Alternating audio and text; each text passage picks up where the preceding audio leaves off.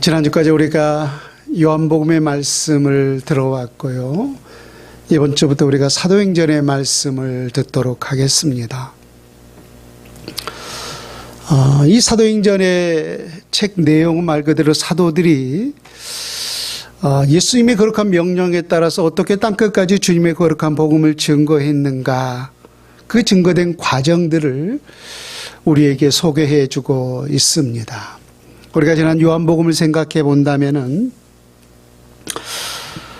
예수님이 친히 말씀이 육신이 되어 우리와 동일한 그 육신의 몸을 입고 이 땅에 오셨어요. 그리고 유대 땅을 중심으로 인하여서 하나님 나라의 일을 선포하셨죠. 근데 예수님께서 그 육신의 몸을 입고 하나님 나라의 이 복음을 선포함에 있어서는 일종의 한계가 있었어요. 그 한계를 두 가지로 설명해 드릴 수가 있을 것 같은데, 첫 번째는 지역적인 한계였고 두 번째는 민족적인 한계였습니다.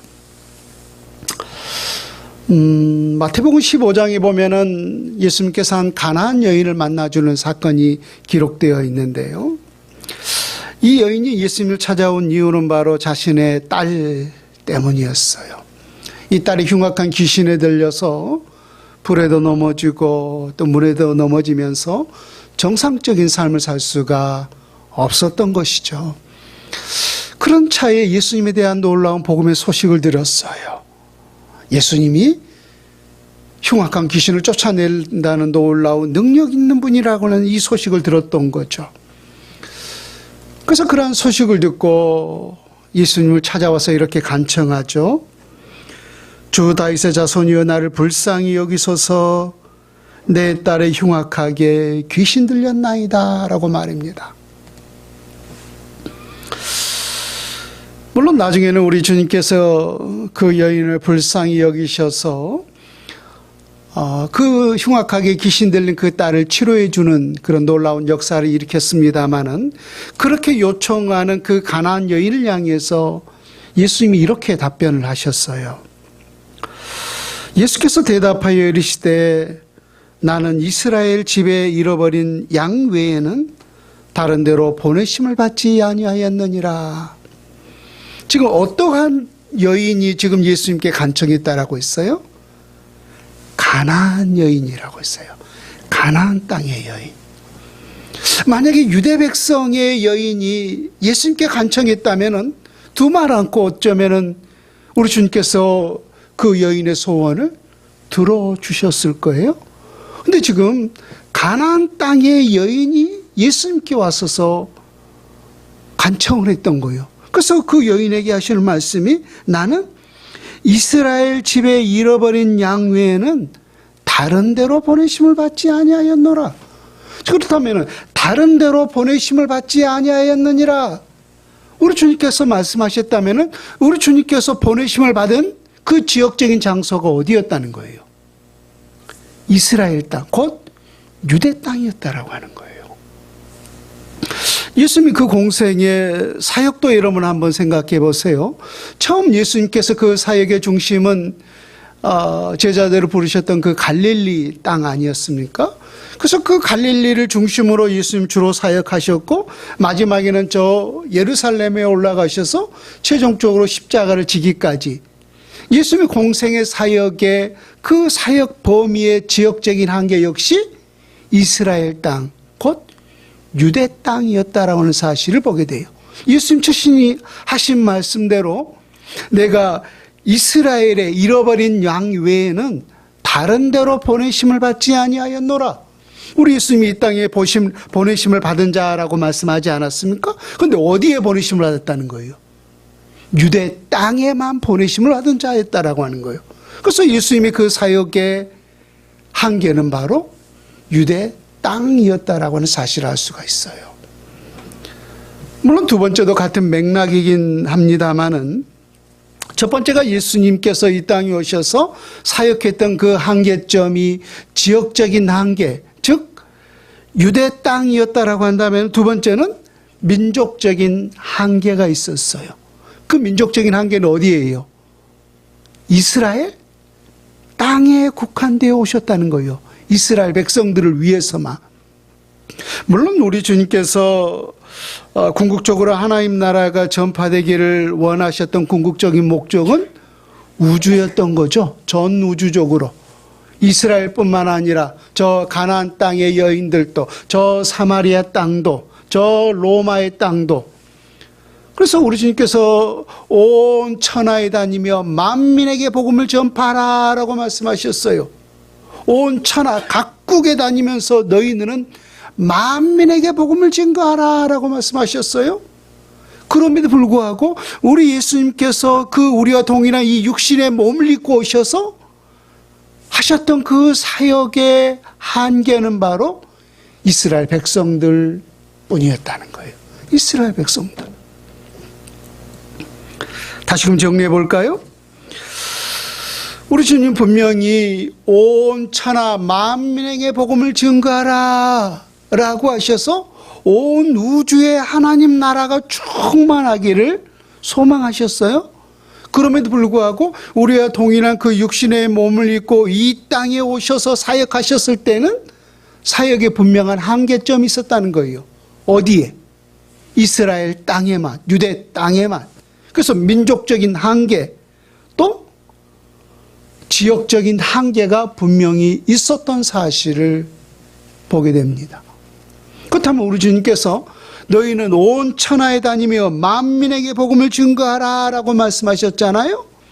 또 우리가 사도행전에 보면 오직 성령이 너희에게 너희가 권능을 받고 예루살렘과 온 유대와 사마리아와 어디까지? 땅끝까지 이르러서 내 증인이 되라 라고 말씀하셨어요.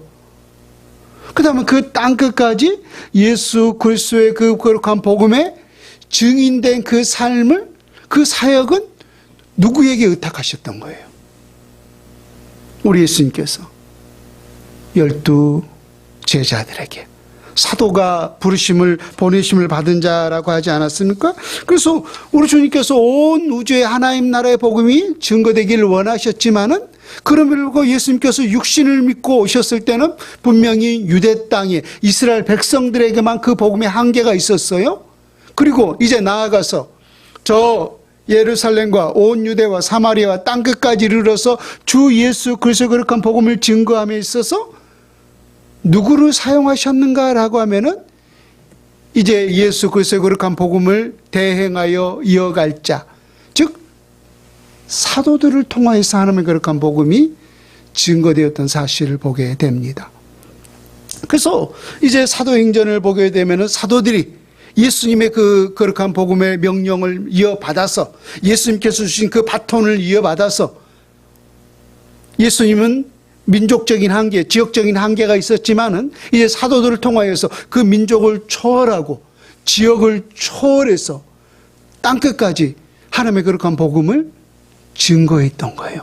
그래서 그 증거된 놀라운 역사들을 어디에 담아두었던 거예요? 사도행전이라고 하는 그 책에 담아두었던 거예요. 이 사도행전을 열어감에 있어서 조금 구조를 여러분들에게 좀 먼저 설명을 드리고 싶은데요. 사도행전은 몇 장까지 있죠? 1장에서부터 28장까지 기록되어 있습니다. 근데 조금 우리가 인물을 통하여서 두 부분으로 구분을 해 본다면은 1장에서부터 12장까지는 이 사역에 있어서 중심 인물이 누구였냐면 바로 사도 베드로였어요. 그리고 13장에서부터 28장까지 기록함에 있어서 역시 인물적인 그 사역의 중심이 누구였냐면 바로 사도 바울이었던 사실을 보게 됩니다. 참 그러고 보면 하나님의 놀라운 역사죠. 여러분 지난 시간에 우리가 베드로를 한번 떠올려 보세요. 베드로가 어떤 사람이었습니까? 오늘 밤에 내가 나를 3번 부인할 것이다 라고 했을 때 베드로가 호언장담하면서 했던 말이 내가 주와 함께 죽을지언정 결단코 저는 주님을 부인하지 않겠습니다 라고 그렇게 장담하면서 말했던 자가 사도 베드로 아니었습니까? 그런데도 불구하고 꽃기우라고 닭 울기 전에 베드로는 나는 그를 모른다, 나는 그를 모른다. 세 번째는 저주까지 하면서 나는 전혀 그와 상관없는 사람이다라고 예수님을 세 번 부인했던 것을 보게 됩니다. 그리고 나서 그가 돌아간 곳이 어디였어요? 갈릴리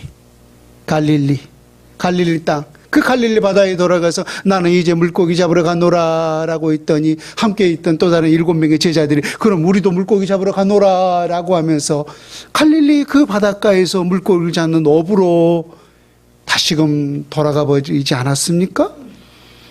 그때 우리 주님께서 부활 후 세 번째로 제자들에게 나타나셨어요.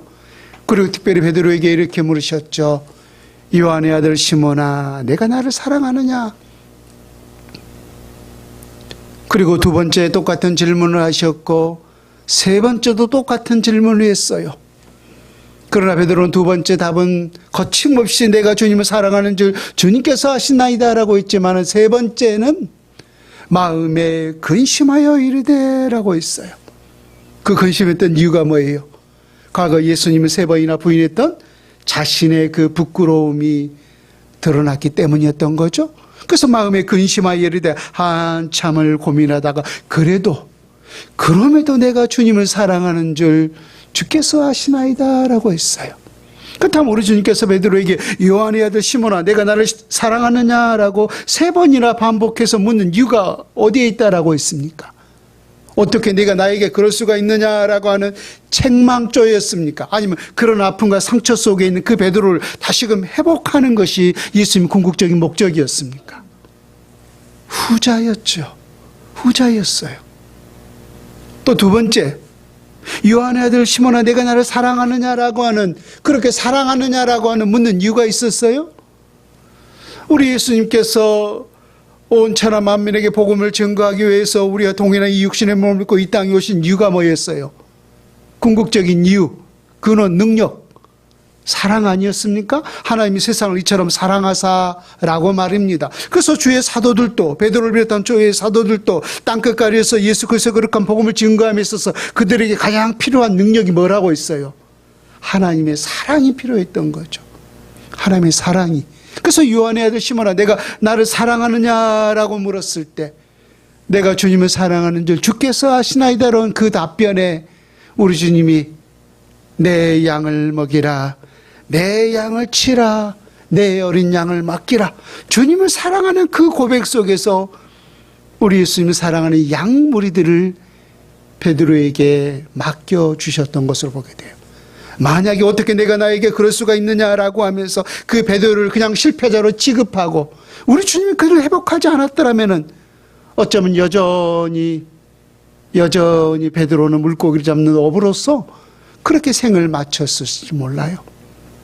그러나 우리 주님께서 사랑을 가지고 그에게 다시금 찾아가 주셔서 그를 회복해 주셨기 때문에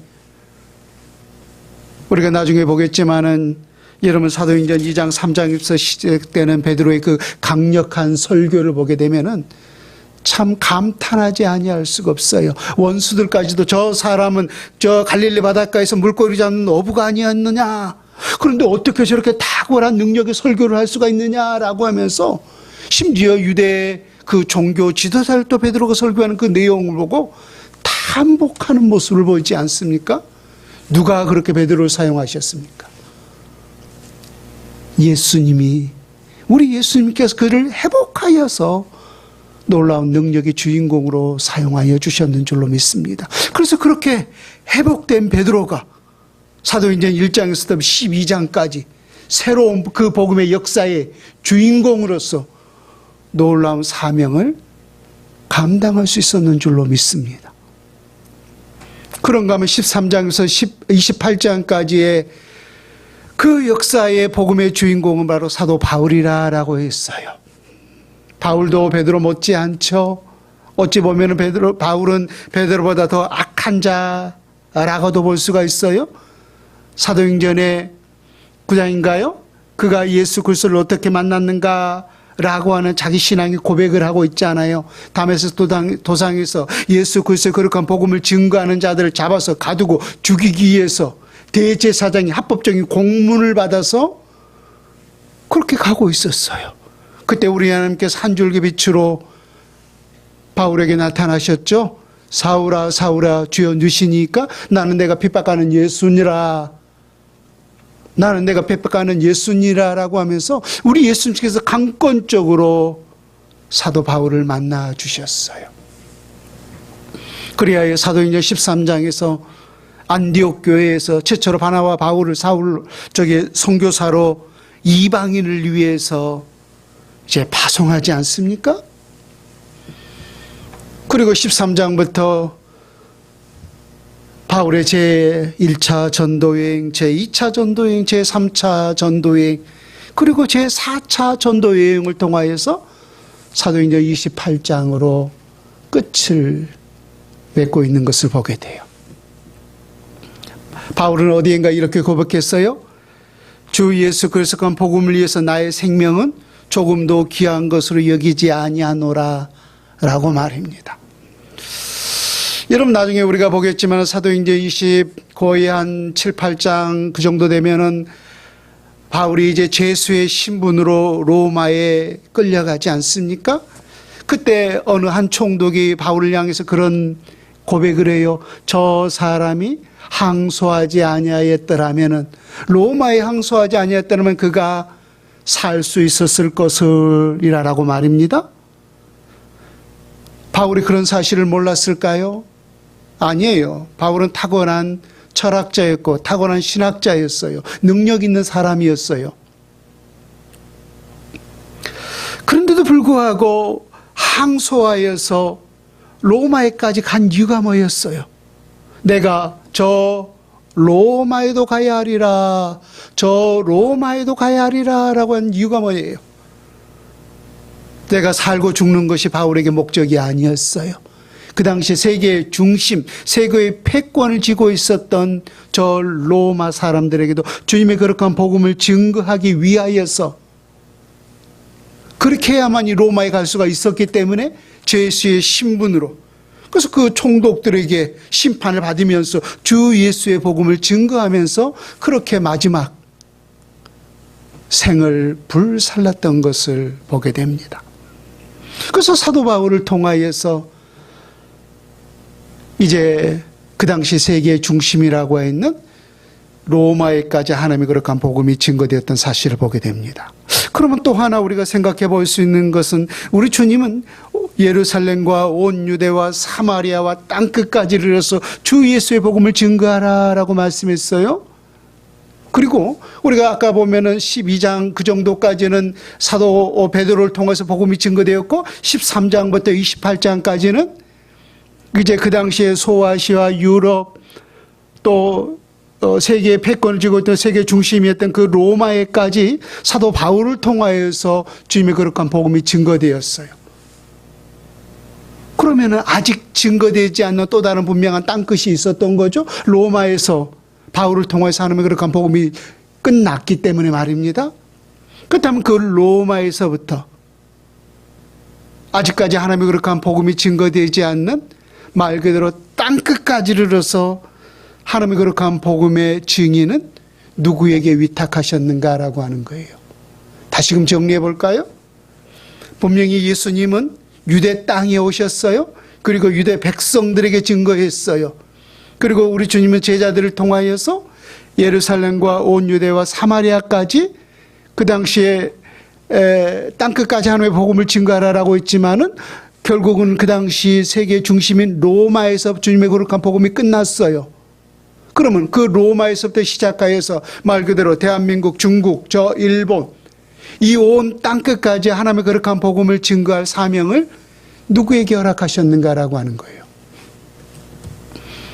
그 복음의 사명을 오늘 우리 모두에게 우리 주님이 친히 위탁하셨는 줄로 믿습니다. 그래서 사도행전은 28장으로 끝이 났지만은 보이지 않는 사도행전 29장과 30장과 31장은 주님의 부름받은 주님의 거룩한 백성들을 위해서 오늘도 계속해서 쓰여지고 있다라고 하는 것입니다.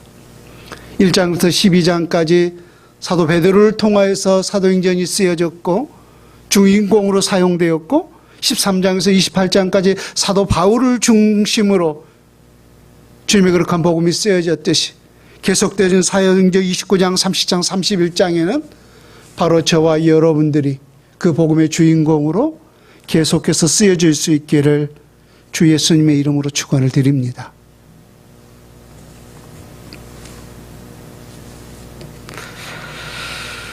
또 하나 오늘 개론적으로 여러분들에게 설명을 드리겠다라고 했는데, 사도행전은 누가 기록했는가라고 하는 거예요. 혹시 아시는 분 계세요? 사도행전은 누가 기록했죠? 지사님? 네? 사도행전은 누가 기록했어요? 누가 기록했냐고요?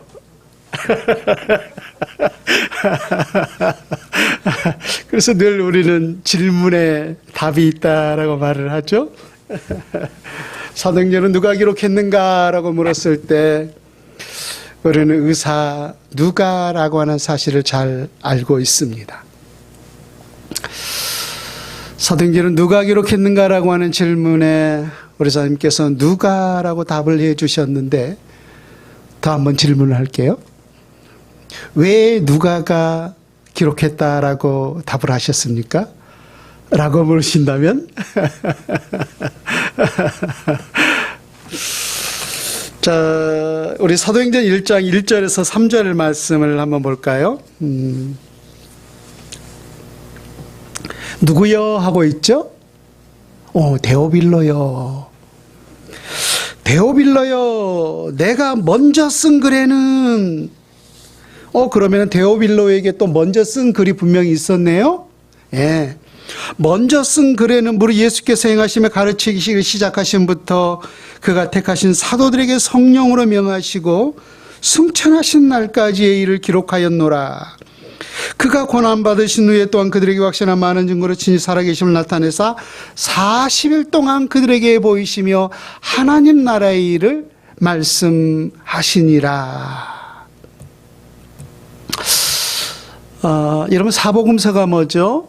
마태복음, 마가복음, 누가복음, 그리고 요한복음을 일컬어서 사복음서라고 말하죠. 근데 사복음서의 주된 내용이 뭐예요? 아까 우리가 사도행전이 사도들이 예수님께서 명하신 복음의 그 증거된 과정과 역사들을 기록한 책이 사도행전이라고 있어요. 누가 전한 복음의 역사? 사도들이. 그러고 본다면 사복음서는 예수님께서 하나님의 명을 받고 땅끝까지 주님의 거룩한 복음을 증거하라라고 명하셨는데, 예수님께서 친히 우리 가운데 오셔서 하나님 나라의 그 복음에 선포된 역사를 기록한 책이 곧 사복음서예요. 그래서 사도행전이 사도행전이라면 사복음서는 누구 행전이에요? 예수 행전이에요. 예수 행전. 그래서 예수님께서 어떻게 오셔서 어떻게 하나님의 거룩한 복음을 증거했는가, 예수님의 일대기를 기록한 책의 실상은 사복음서입니다.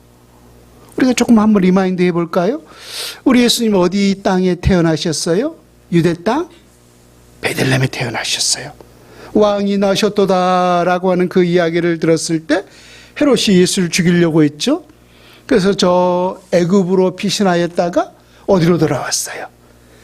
나사렛으로 돌아와서 어린 시절을 나사렛에서 보냈죠. 그래서 나사렛에서 무슨 선한 것이 날 수 있겠느냐라고 했지만 우리 주님은 나사렛 사람으로 일컬어지고 있었어요. 그리고 그렇게 30년의 평범한 삶을 사시다가 약 30세가 되었을 때 누구로부터 세례를 받으셨죠? 광야에 나가서 세례 요한으로부터 세례를 받으시고 이제 소위 공생애, 하나님의 아들로서 본격적으로 하나님의 나라를 선포하셨어요. 많은 이적과 기적의 역사를 일으키고 또 성경을 가지고 이 모든 성경이 나에 대하여 기록한 것이다 라고 하면서 유대인들의 삶의 중심이었던 회당에서도 성경을 가지고 예수 그리스도에 대해서 강론했던 사실을 보게 되죠. 그렇게 우리 주님은 공생의 사역을 약 3년 하시다가 마지막 예루살렘에 올라가셔서 우리 모든 죄인들을 대속하기 위하여서 십자가 위에서 우리가 받아야 할 그 모든 저주를 대신하여서 그렇게 받으시고 십자가 위에서 운명하셨어요. 그러나 죽은 것으로 끝난 것이 아니라 3일 만에 죽은 자 가운데서 찬란한 부활의 영광을 우리 가운데 보여주셨죠. 그리고 40일 동안 제자들에게 그 부활의 몸을 보이시고 우리에게 부활의 확증을 주셨죠. 그리고 명령하는 것이 성령이 너희에게 임할 것이다 라고 하시면서 제자들을 보는 가운데 하늘로 다시 오마라고 하면서 승천하셨어요. 그래서 이와 같은 이 모든 예수님의 일대기에 대한 내용이 바로 사복음서에 기록되어 있어요. 근데 그 사복음서를 기록한 사람 중에 하나가 누가였죠. 누가복음 말입니다. 자, 그럼 누가복음을 한번 가보십시다. 우리가 지금 왜 여기를 찾고 있죠? 사도행전의 저자가 누가인가? 누가라고 하는 대답을 아까 했는데 왜 누가가 이 사도행전의 저자인가? 라고 하는 사실을 지금 찾고 있어요. 누가복음 1장 1절 보세요. 우리 중에 이루어진 사실에 대하여 처음부터 목격자와 말씀에 일꾼된 자들의 전하여 준 그대로 내력을 저술하고 붓을 든 사람이 많은지라. 그 모든 일을 그놈보다 자세히 미루어 살핀 나도 누구에게? 데오빌로 각하에게. 아까 사도행전에 누구요? 라고 시작했어요. 데오빌로요? 라고 시작했는데 오늘 누가복음에도 누가가 시작하면서 데오빌로 각하에게 차례대로 써보내는 거 좋은 줄 알았노니 이는 각하가 알고 있는 바를 더 확실하게 알게 하려 함이로라. 다시금 정리해 봅니다. 사도행전은 지금 누가가 편지를 쓰는데 수신자가 누구예요? 이 편지를 받는 1차 수신자가 데오빌로요 라고 하면서 데오빌로에게 보냈어요. 그리고 지금 누가복음에 지금 1차 수신자도 데오빌로 각하에게 차례로 써보내는 것이 좋은 줄 알았노니라고 하면서 지금 수신자가 누구예요? 오호, 데오빌로라고 하는 사실을 알 수가 있어요. 데오빌로가 어떠한 사람이었는가, 누구였는가는 전해지지 않고 있습니다. 그러나 우리가 누가복음을 통하여서 데오빌로 각하에게 전하노니라고 하는 사실을 보았을 때 각하는 주로 어떤 사람에게 쓰죠? 굉장히 높은 사람이죠. 우리 예전에 보면은 지금이야 뭐 대통령님 이렇게 씁니다마는 대통령 각하 하면서 굉장히 지위가 높은 그런 관직에 있는 사람들에게 보통 각하라고 하는 호칭을 써요. 그래서 이 데오빌로가 어떤 사람이었는가 우리가 그냥 감각적으로 추측해 볼 수 있는 것은 어떤 로마에 있는 높은 관직에 있는 그런 관료가 아니었는가라고 하는 그렇게 추측 뿐입니다. 그래서 사도행전 1장 아까 1절에 보면은 데오빌로여 내가 먼저 쓴 글에는이라고 있잖아요. 그래서 그 먼저 쓴 글이 어디예요? 누가복음이었잖아요. 누가복음. 그래서 누가복음의 이 저자와 사도행전의 이 저자가 동일하고 있다라고 하는 사실을 알 수가 있죠. 그래서 우리가 어떤 면에서 연결해 보면 누가복음을 읽고 나서 사도행전을 읽고 보면은 그대로 자연스럽게 이어진다는 사실을 볼 수가 있습니다. 우리가 요한복음의 그 내용들을 들었습니다마는 사복음서의 그 내용도 누가복음도 그 안에 속하지 않습니까? 그래서 그 내용과 이 사도행전의 내용도 역시 물 흐르듯이 자연스럽게 연결되고 있다라고 하는 사실을 알 수가 있습니다.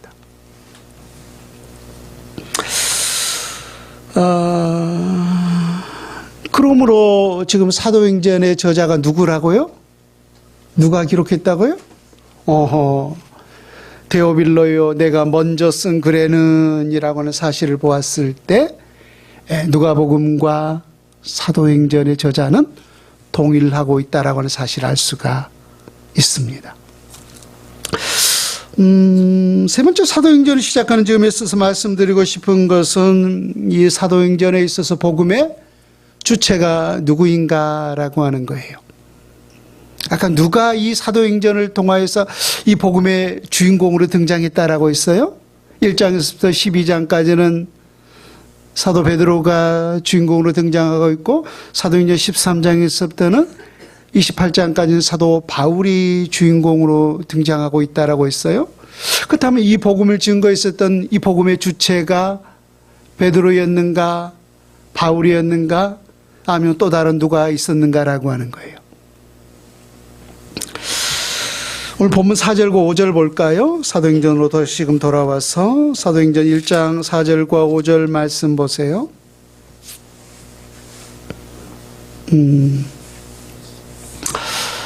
사도와 함께 모이사 그들에게 분부하여 이르시되 예루살렘을 떠나지 말고 내게서 들은 바 아버지께서 약속하신 것을 기다리라.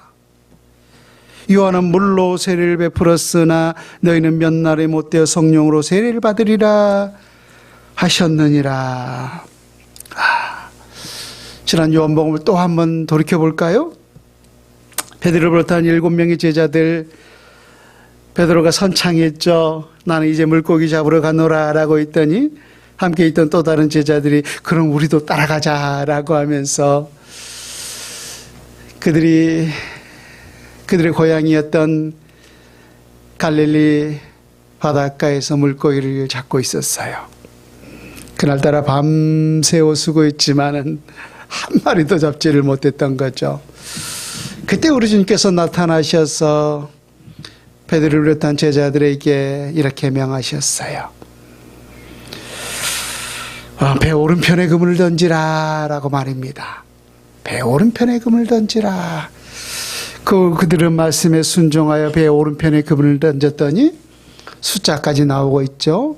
153마리. 그물이 찢어지도록 많은 물고기를 잡았다라고 했어요.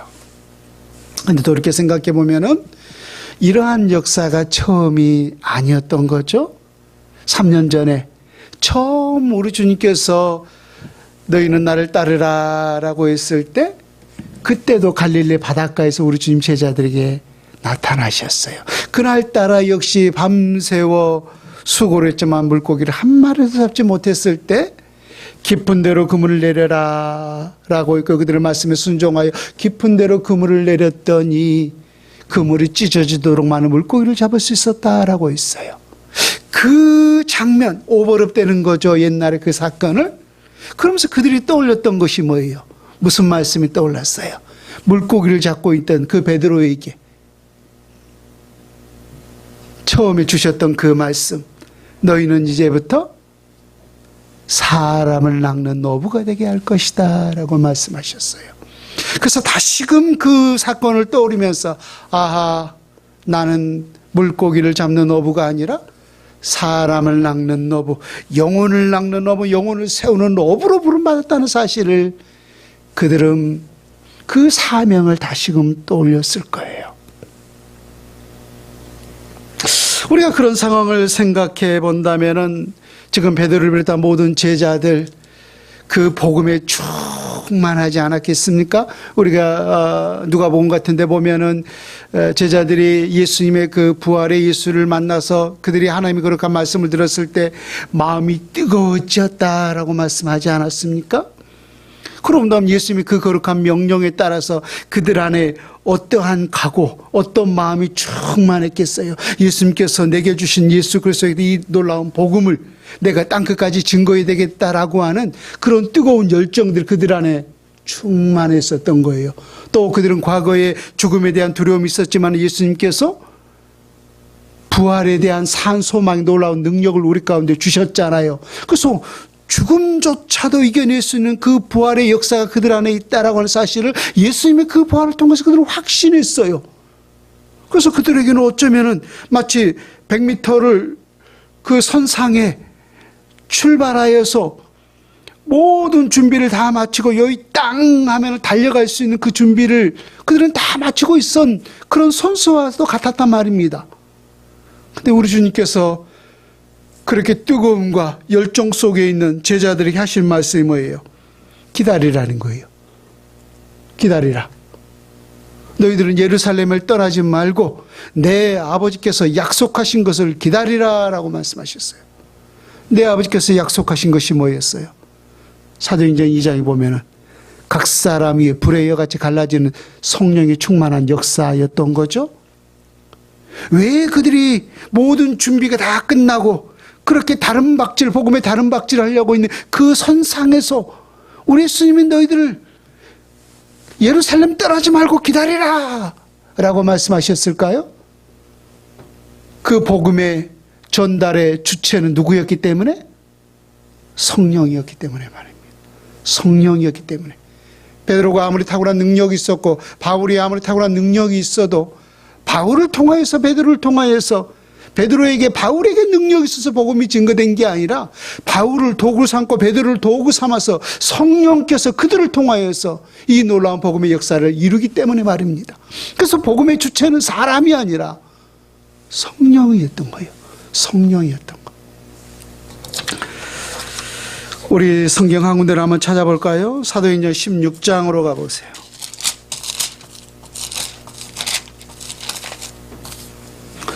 사도행전 16장 6절부터 한번 볼까요? 아까 우리가 사도행전 13장부터 안디옥 교회에서 바나와 바울을 이제 이방인을 위해서 하나님의 거룩한 복음으로 선교사로 파송하지 않았습니까? 사도행전 16장 6절부터 10절 봅니다. 지금 바울이 주님의 복음을 증거하는 가운데 겪었던 하나의 위라입니다. 성령이 아시아에서 말씀을 전하지 못하게 하시거늘 그들이 부르기아와 갈라디아 땅으로 다녀가 무시아 앞에 이르러 비두니아로 가고자 했으되 예수의 영이 허락하지 아니하시는지라. 무시아를 지나 드로아로 내려갔는데 밤에 환상이 바울에게 보이니 마게도냐 사람 하나가 서서 그에게 청하여 이르되 마게도냐로 건너와서 우리를 도우라거늘 바울이 그 환상을 보았을 때 우리가 곧 마게도냐로 떠나기를 힘쓰니 이는 하나님이 저 사람들에게 복음을 전하고 우리를 부르신 줄로 인정함이로라. 바울은 나름대로 주님의 거룩한 복음을 증거함에 있어서 그 심령에 어떤 계획들이 있을 것 아닙니까? 그래서 7절에 보면 무시아 앞에 이르러 그가 어디로 가기로 했어요? 그는 지금 그 장소가 어딘지를 지금 알 수는 없지만 중요한 것은 비두니아로 가고자 애쓰되라고 있어요. 나는 저 비두니아로 가기를 원했던 거예요. 근데 누가 허락하지 않아요? 예수의 영이 허락하지 아니하는지라. 나는 저 비두니아를 계획하고 그곳에 가기를 소망했는데 예수의 영이 성령이 허락하지 않는 거예요. 근데 그날 밤에 환상을 보았는데 저 반대쪽에 있는 마게도냐 사람들이 바울에게 손짓하면서 우리를 도우라 라고 했던 거예요. 그 환상을 보면서 바울이 깨달았던 게 뭐예요? 아하, 하나님은 나를 통하여서 지금 저 비두니아로 가기를 원하는 것이 아니라 내가 원치 않는 저 마게도냐로 가기를 원하시는구나. 복음의 주체가 누구라고 있어요? 성령이라고 있잖아요. 성령 하나님이라고 있잖아요. 그래서 늘 우리가 알아야 될 것이 뭐냐면은 복음의 문은 누가 열어줘야 되는 거예요? 성령이 열어줘야 되는 거예요. 이 복음의 역사는 누가 이루어야 되는 거예요? 성령의 역사가 이루어져야 하는 거예요. 그래서 우리가 늘 전도할 때마다 성령의 충만함을 얻기를 기도하고 또 성령께서 오늘 또 전도할 문을 열어주시고 성령께서 오늘 또 그 각 사람의 마음을 열어주십시오라고 우리 하나님 앞에 기도하는 것 아닙니까? 왜? 복음의 주체는 바로 성령 하나님이시기 때문에 말입니다. 다만 우리는 성령이 역사하는 도구로만 쓰임받을 뿐이라고 하는 것입니다. 그래서 우리가 어떠한 복음을 전했어도 자랑할 것이 없다라고 했어요. 왜? 그 놀라운 복음의 역사는 나를 도구로 삼아서 성령께서 일하시고 성령께서 역사하시기 때문에 말입니다. 말씀을 마칩니다. 아까도 말씀드렸듯이 사도행전 1장에서 12장까지 베드로가 그 복음 사역의 주인공으로 쓰임 받았고, 또 13장부터 28장까지 사도 바울을 통하여서 하나님 그 역사의 주인공으로 삼았듯이 이제 계속되는 보이지 않는 사도행전 29장 30장은 바로 저와 여러분들이 그 역사의 주인공으로 쓰임 받을 수 있기를 우리 주 예수님의 이름으로 축원을 드립니다. 아멘.